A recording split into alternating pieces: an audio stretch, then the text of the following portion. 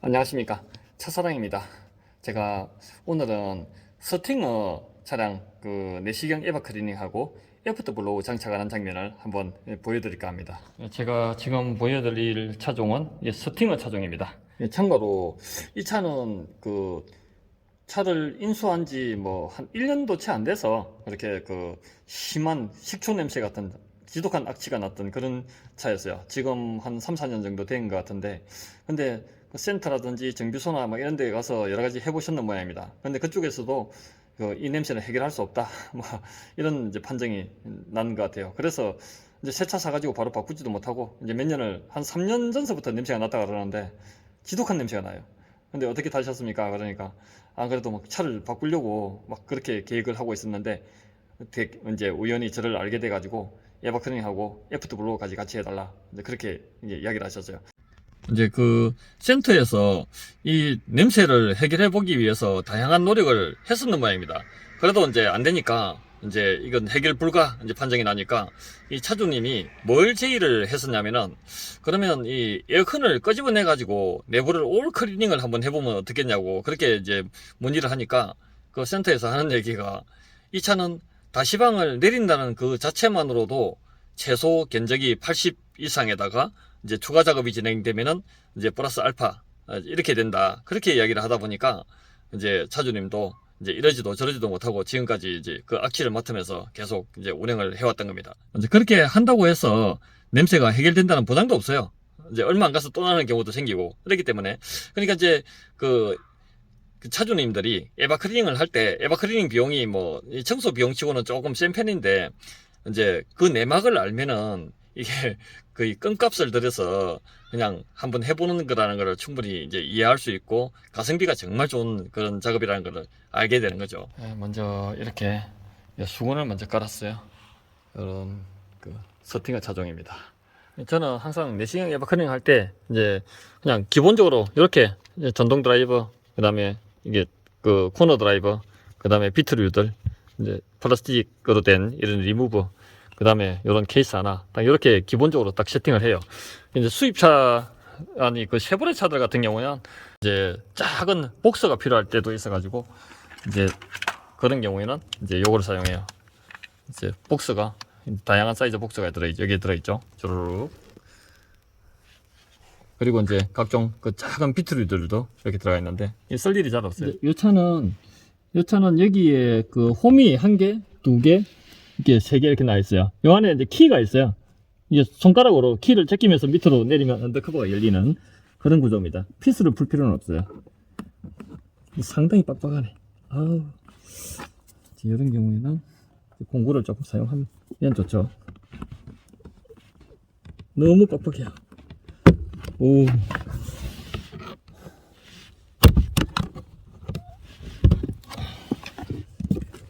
이제 풋등 잭을 뽑아주고 열으면 언더커버가 분리가 됩니다. 언더커버를 열면은 요 밑에 이게 블로우 모터가 있죠. 바람이 나오게 해주는 팬입니다.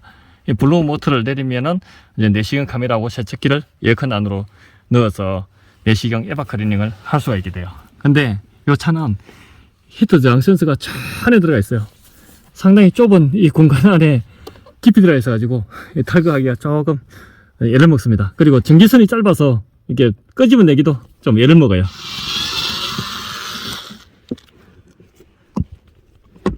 조금 전에 전기잭은 미리 뺐어요. 오, 됐다.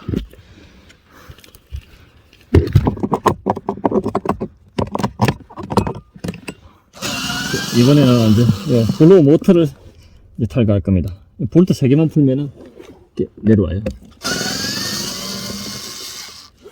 이제 스팅어는 히트 저항 센서 탈거하는 게 그게 관건이에요.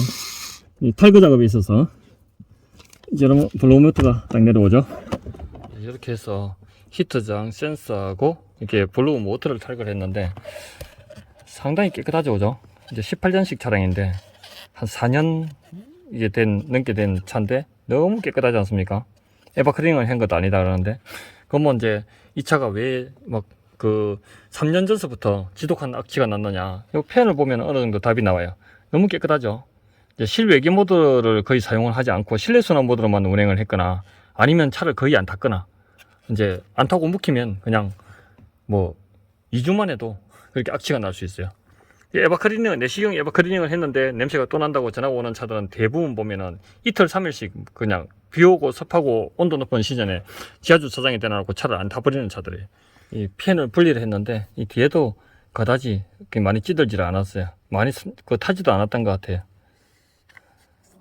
이 정도면 뭐 그렇게 심하게 찌든 4년 탄 차 치고 이렇게 찌든 건 아니에요. 깨끗한 편이죠.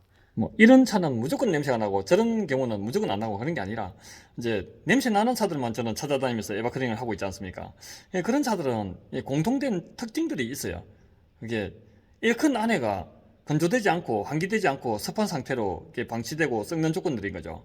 뭐 차를 이제 많이 그 차를 뭐 잘 타지도 않는데 왜 냄새가 나느냐? 이렇게 비싸고 좋은 차가 타지도 않는데 왜 냄새가 나느냐? 안 타고 섞이니까요. 근데 뭐 이틀 3일씩 안 타는 차들이라고 해서 무조건 그 냄새가 나는 건 아닌데 이제 냄새가 나는 차들은 안에 썩었을 때 냄새가 나는 성분들이 에어컨 안에 들어간 상태에서 이제 이틀 이상, 3일 이상 이렇게 지하 주차장에 대놔놓고 안 타다든지 또 지상에 주차가 되어 있다 하더라도 어쨌든 간에 환기되지 않고 문이 잘 열리지 않고 건조되지 않는 그런 방식으로 관리가 되어버리면 그냥 뭐 한 2주, 3주만 해도 그냥 악취가 나버릴 수가 있어요. 이게 무조건 이제 냄새가 났다 그러면은 일단 내시경 에바클리닝을 하고 그 다음에 그 냄새가 또 재발되지 않도록 관리하는 그런 노력이 꼭 필요합니다. 보통 냄새 나는 차 제가 출장 가고 작업을 하고 나면 냄새 나는 차들 한 100대 정도 작업을 해보면 평균적으로 한 97대 정도는 해결이 되더라고요. 그런데 이제 해결되지 않는 차들이 있는데 그 해결되지 않는 차들도 이제 대부분 그 특성을 제가 알고 있기 때문에 이제 이렇게 한번 해보세요. 막 이렇게 작업을 하러 가면은 왜 냄새가 나는지 어떻게 관리하면 효과적인지 이런 걸 다 차주님들께 제가 아주 진지하게 상세하게 설명을 많이 드리거든요. 그런데 그렇게 해서 차주님들이 그거를 관리를 잘 해가지고 냄새가 안 난다면은 제가 냄새 제거 성공률이 거의 뭐 99%까지 늘어나겠죠. 그러면 고객도 많이 늘어나고 그러는데 이제 차주님으로 하여금 이제 오랫동안 자기가 습관처럼 그렇게 배어 있는 것을 바꾸게 한다는 거는 그는 하늘의 별따기만큼 어렵더라고요. 이제 어쨌든 그래도 이제 냄새를 예방할 수 있는 그런 정보들을 이제 고객님들께 제공을 하고 있고, 물론 이제 이 차주님 같은 경우는 이제 애프터볼러까지 아예 달아달라 이러면은 이제 스스로 그렇게 노력하지 않아도 어느 정도는 기계가 대신해서 해결을 해버리겠죠, 그죠? 이제 스팅어 차량 내시경 카메라를 이렇게 넣어보면 상당히 깊어요. 이렇게 생겼습니다, 구조가. 에어컨 내부고에. 그리고 이제 여기 에바죠. 요 에바에 이제 이거 찬바람 나오게 해주는 라디에이터입니다.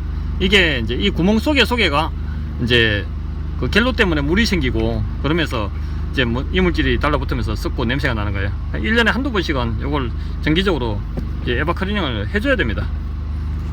냄새가 나든 안 나든 간에 이제 친환경 세정제를 도포하기 위해서 세척기 노즐을 이렇게 투입을 시켰습니다. 한번 친환경 세정제를 한번 쏴 넣어볼까요?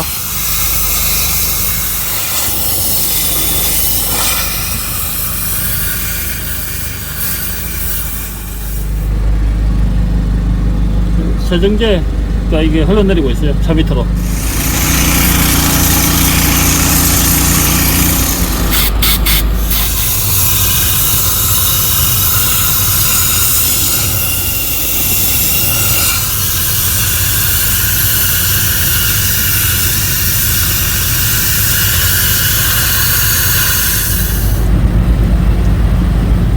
찻댄물을 한번 볼까요?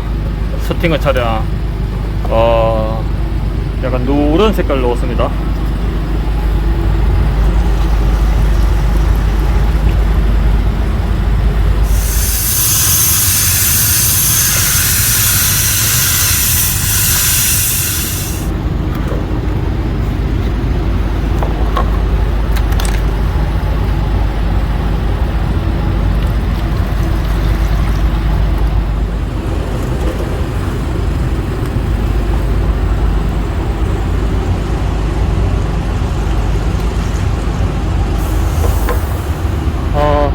마지막 댐물이 어쨌든 뭐 상당히 맑게 나오네요. 첫 댐물이 이런 상황이었습니다. 지독한 그런 또 식초 냄새, 그런 시큼한 식초 냄새 나는 그런 차였어요, 이게. 자, 이로써 이제 부품 복구까지 이제 볼로우 모터를 이제 다 그 장착을 했고, 안에 히트장 센서도 이렇게 장착이 다 되었습니다. 이제 원래 요 잭이 이렇게 꼽혀 있었던 건데, 이제 여기에 그 애프터 블로우가 이제 장착이 될 겁니다. 예, 아이트로닉스 제품입니다. 이제 아이트로닉스 적혀 있죠. 이게 안에는 이렇게 되어 있고요. 요게 이제 본체입니다. 이게 그 애프터 블로우 이제 본체죠. 그리고 요거는 안에 이제 전기 케이블이라든지 뭐 거치대라든지 여러 가지 이제 그런 그들이 들어있고, 요거는 이제 제품 설명서, 이제 품질 보증서 뭐 이런 것들입니다. 애프터 블로우 이건 본체, 그 다음에 요거는 거치대, 그 다음에 요거는 과충전 방지기, 그 다음에 요거는 그 벨크로 테이프, 그리고 요거는 이제 전기 케이블이죠. 이제 연결되는 케이블이고, 그 다음에 요거는 이제 피스류들 이렇게 구성이 되어 있어요. 현대기아차들은 그 애프터 블로우 접지를 여기 하는 게 제일 좋아요. 이 본체에 바로 연결되는, 바디에 연결되는 그런 볼트입니다. 이렇게 요 과충전 방지기를 이제 여기에 이 블로우 모터에다가 이렇게 꼽았어요. 그리고 반대쪽 요 잭하고 원래 블로우 모터에 여기 꽂혀 있던 요 잭을 이제 여기다가 이 과충전 방지기에다 꼽는 거죠. 그리고 이제 케이블이 이렇게 뒤에 연결이 됐고요. 이건 이제 여기 요거는 이제 애프터 블로우에 요 애프터 블로우 본체에 연결되는 거고, 그 다음에 이제 접지는 이렇게 되어졌어요. 아주 타이트하게 이제 이렇게 배선이 밑으로 막 흘러내리지 않도록 이렇게 타이로 묶고 정리를 해서 이제 그 애프터 블로우에 연결되는 요 선만 밑으로 딱 빼놓는 거죠. 이렇게 이 본체는 이렇게 이제 거치대를 이렇게 달아서 이제 거치대를 달아놨는데, 이제 이 언더커브에 이제 이런 식으로 딱 장착이 될 겁니다. 이렇게 장착이 되면은 요 위치에 이 언더커브가 이렇게 설치가 됐을 때 이제 요 위치에 이렇게 장착이 되는 거죠. 이제 이렇게 그 벨크로 테이블 이렇게 붙인 후에 이제 여기에 딱 붙이고, 그 다음에 피스까지 박아 버릴 거예요.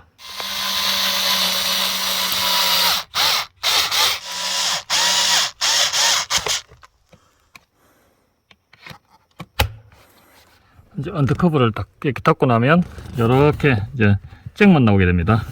이렇게 되죠. 여기서 이제 잭 꽂고 이제 장착하면은 끝나는 거죠.